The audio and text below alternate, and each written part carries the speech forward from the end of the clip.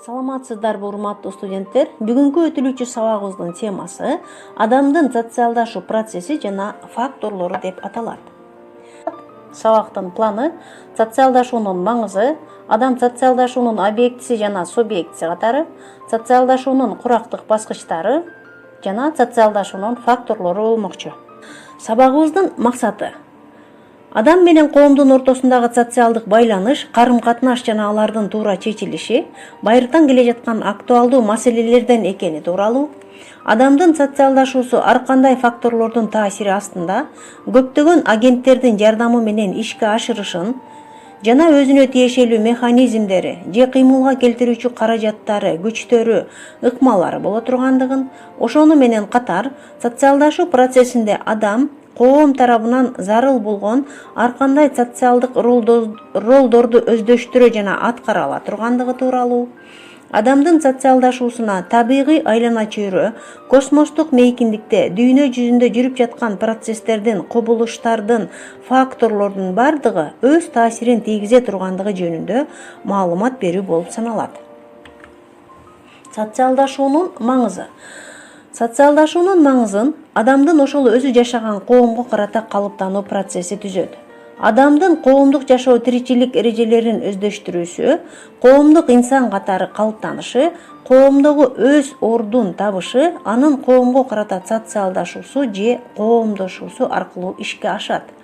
Коомдук илимге социалдашуу деген түшүнүктү саясий экономика илиминен келип кирген. Бул түшүнүк өндүрүштүк каражаттардын коомдоштурулушу дегенди билдирген. Бул терминди адамга карата пайдалануунун автору болуп, америкалык социолог Франклин Генри Гиддингс эсептелет.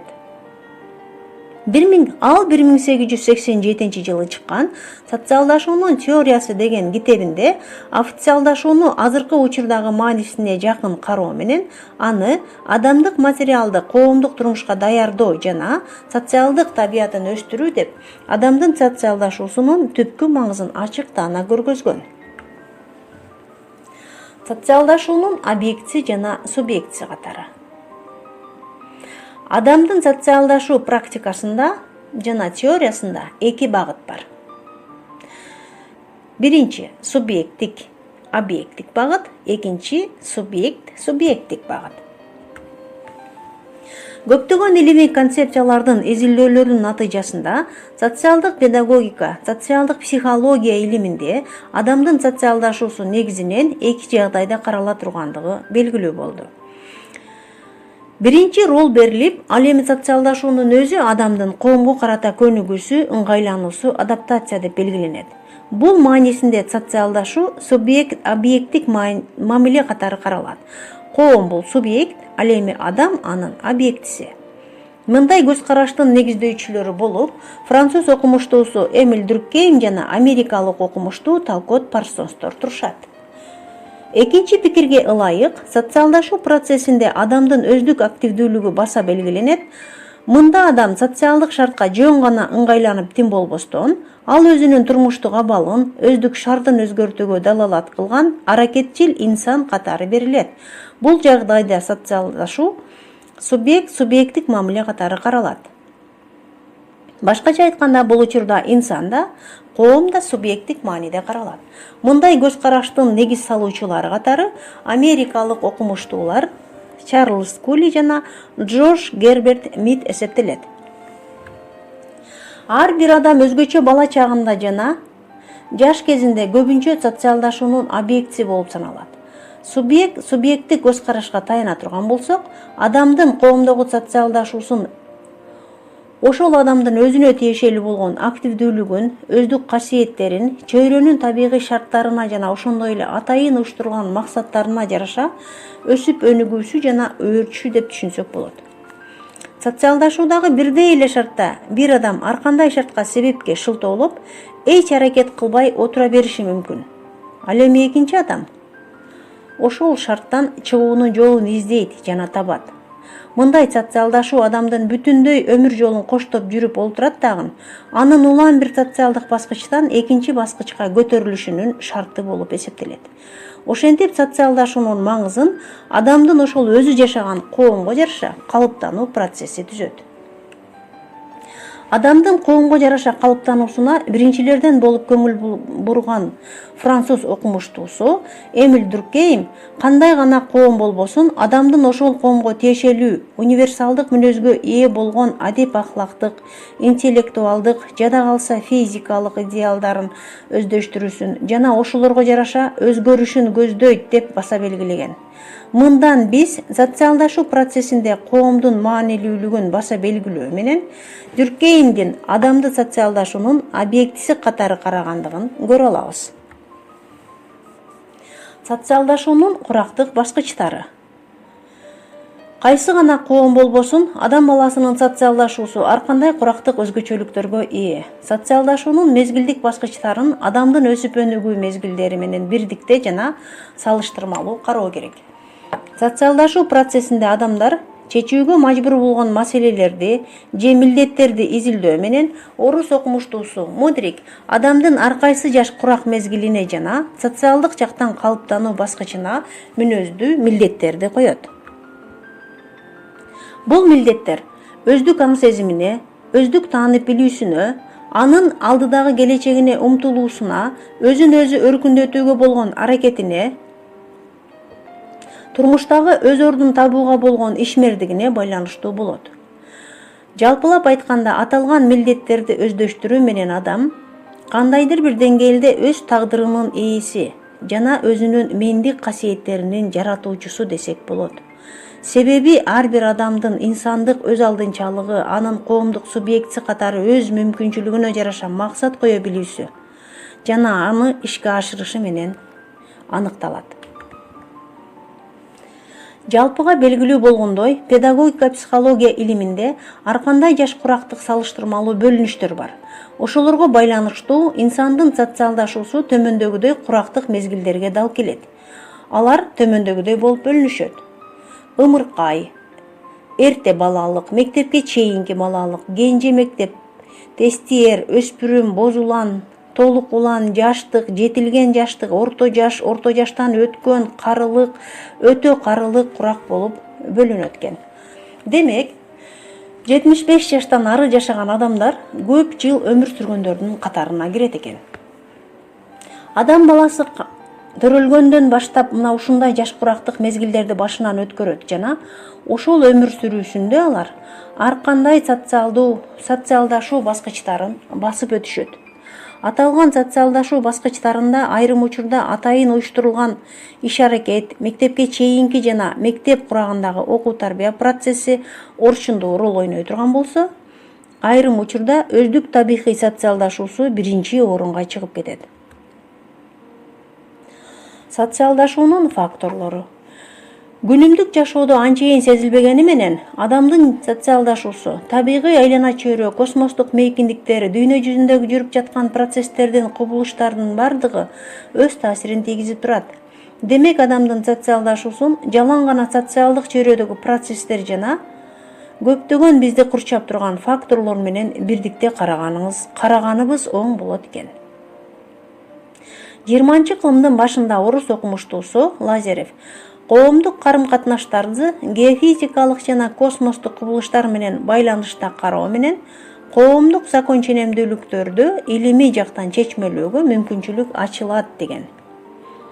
Орустун геофизик биологу Чижевский тарыхый окуялардын чиелениш жана курчуш мезгилинин эң жогорку деңгээлин күн системасынын эң жогорку активдүүлүгү менен дал келе тургандыгын далилдеп белгилеген.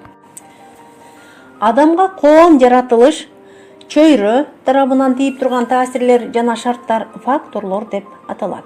Илимий чөйрөдө бүгүнкү күнгө белгилүү болгон факторлордун төмөндөгүдөй 4 топто кароо орун алган. Мегофакторлор, макрофакторлор, мезофакторлор, микрофакторлор. Мегафакторлор өтө чоң жалпыга тиешелүү глобалдуу факторлор эсептелет. Дүйнө, жер, планеталар, космос. Дүйнө социалдык жана саясий мааниге ээ болуп, бир планетада жашаган адамзат биримдиги. Планеталардын эң ириси болуп Жер эсептелет. Жерде миңдеген жылдарга созулган табигый жана тарыхый өнүгүүнүн негизинде жашап жаткан адамдардын ар кандай социалдык формациялары пайда болгон. Планета асмандагы түзүлүшү боюнча айга жакын болгон, жарыкты жана жылуулукту күндөн алып турган, аны эллиптикалык формада орбита түрүндө айланып жүргөн астрономиялык түзүлүш. Планета менен дүйнө өз ара терең байланышта жана көз карандылыкта болушат. Космос. Космос ааламдын астрономия аныктамасынын синоними. Космос жылдыздардын жана галактикалардын дүйнөсү, адамзат дүйнөсү ааламдагы башка планеталардан өзүнүн климаттык жана табигый өзгөчөлүктөрү менен айырмаланып турган Жер планетасына таандык болуп эсептелет.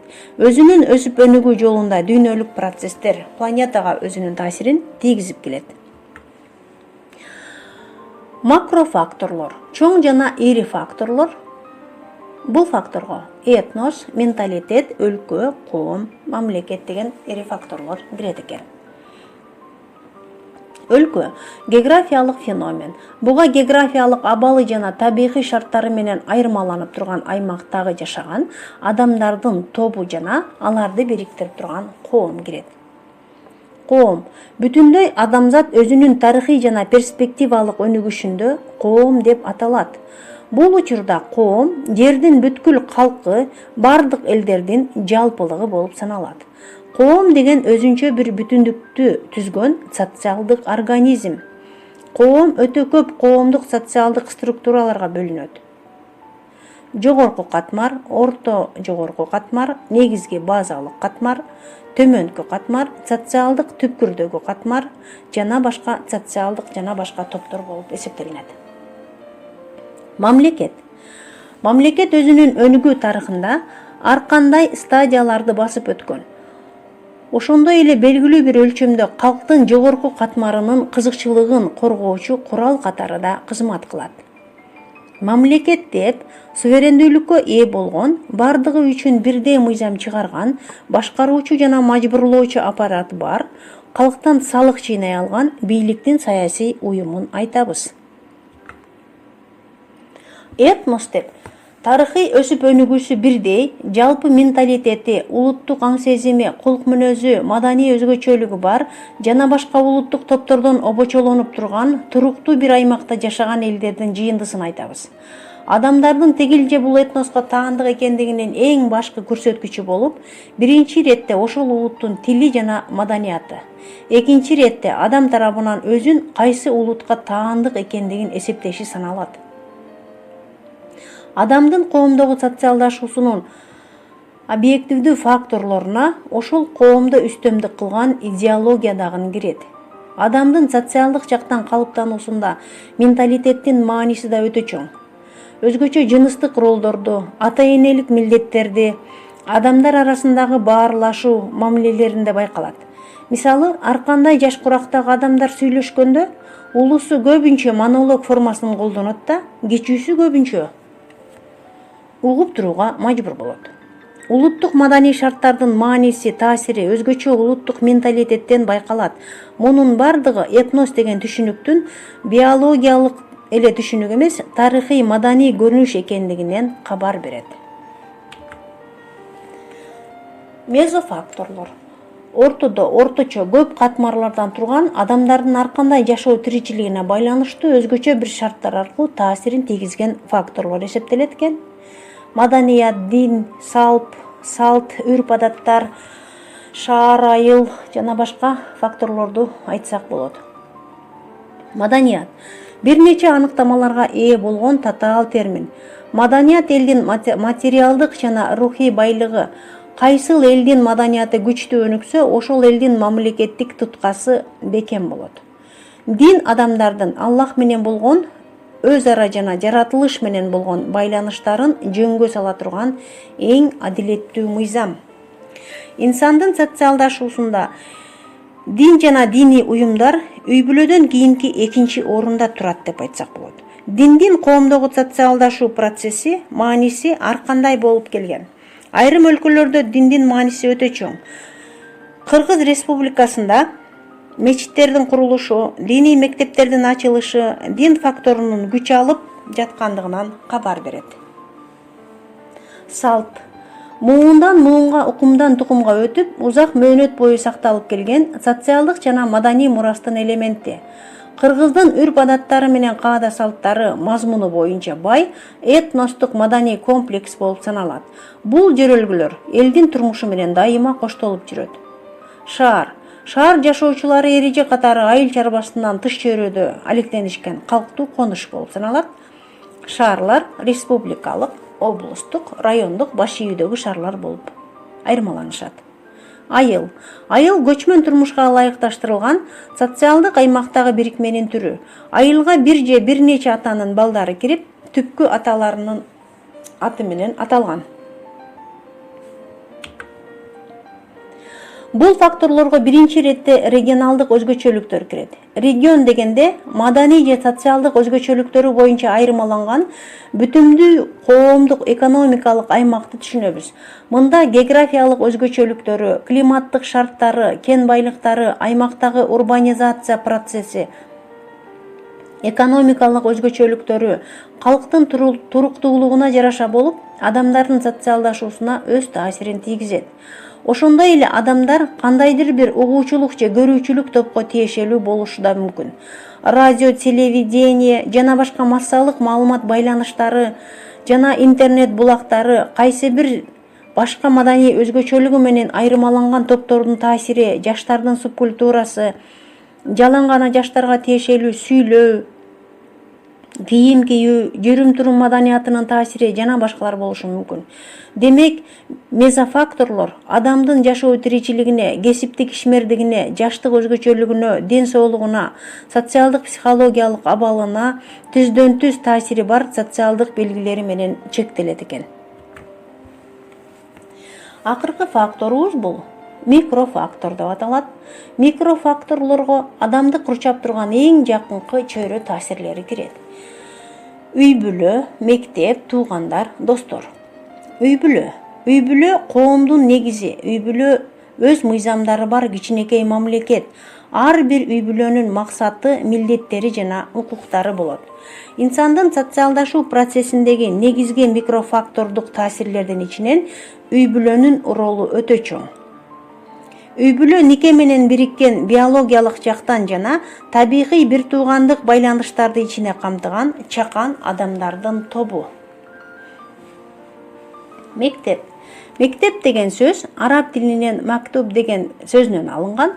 Кыргыз тилине которгондо окуу жай дегенди түшүндүрөт. Байыркы Грецияда бул сөз ойчулдардын өз шакирттери менен болгон аңгемесин түшүндүргөн. Туугандар өз ара кандаш тууганчылыкка байланышкан же бири-биринен келип чыккан же жалпы укум-тукум бир адамдардын тобу. Туугандар көпчүлүк үй-бүлө мамилелеринин негизги белгилеринен болуп саналат. Достор.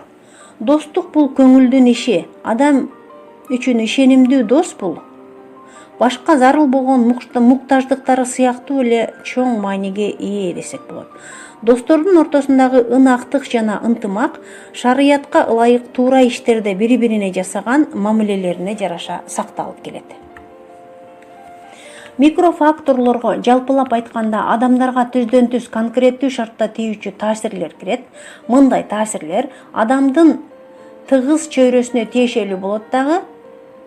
Аларга үй-бүлө мүчөлөрүнүн таасири, жашоо тиричилик шарттар, кошуналар, теңтуштар, атайын таалим-тарбия берүүчү мекемелер, ар кандай коомдук, мамлекеттик, диний жана жекече уюмдардын таасири, ошондой эле микросоциум дагы кирет.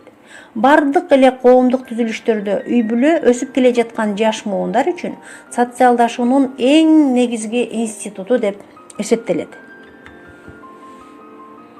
Балдар, биз бүгүнкү өткөн темабызды жыйынтыктап жатып, адам баласынын коомдогу социалдашуусу, инсан катары калыптанышы, бири-бири менен тыгыз байланышта турган 4 фактордун социалдашуунун, тарбиянын жана өзүн-өзү тарбиялоонун таасири астында сөз козгодук десек болот. Жогоруда аталган мындай факторлордун бардыгы толук изилденип бүтө элек. Ал эми кээ бирөөлөрүнүн таасири дагы толук таанылы элек десек болот. Башкача айтканда, айрым факторлор жөнүндө маалыматтар өтө кеңири тараган, айрымдары жөнүндө маалыматтар жок болсо десе болот. Теманы тастыктоо үчүн атайын берилген суроолор аркылуу сиздер өзүңүздөр мындан да кененирээк маалымат ала аласыздар деген ойдомун. Текшерүү үчүн берилген суроолор: социалдашуунун маңызы эмнеде? Социалдашуунун объектиси жана субъектиси, социалдашуунун факторлору, туугандык карым-катнаш мамилелер кандайча түптөлөт? Микросоциум дегенди кандай түшүнөсүң? Шаар менен айыл жериндеги айырмачылык эмнеде? Социалдашуунун курактык баскычтарынын мааниси эмнеде деген суроолор аркылуу биз бүгүнкү сабагыбызды аяктап жатып, мен сиздерге төмөнкү тестти сунуш кылмакчымын. Балдар, бул сабакты кайталоонун негизинде биз коомдо кандай социалдашып жатабыз? Коомдогу ордубуз кандай? Өзүбүздүн аткарып жаткан ролубуз кандай? Ушул жөнүндө кыскача болсо дагы маалымат алсак болот бул тест аркылуу. Бул тестте 100% болбосо дагы 60-70% сизге жакыныраак характериңизге, мүнөзүңүзгө жакыныраак бир сапатты бул тест айтып бере алышы мүмкүн. Бул тестте даракта ар түрдүү цифрадагы адамдар ар түрдүүчө жайгашкан. Сиз ушул дарактын кайсыл жериндесиз? Өзүңүздү тандайсыз дагы. Группа менен түзүлгөн WhatsApp аркылуу атайын группабыз бар. Ошол группага өзүңөрчө тандаган цифраларыңарды мага жөнөтсөңүздөр, мен жоопторун айтам. Ошол аркылуу маалыматтарды алсаңыздар болот. Эмесе бүгүнкү сабагыбыз аягына жетти. Көңүл бурганыңыздар үчүн чоң рахмат. Аман болуңуздар. Саламатсыз.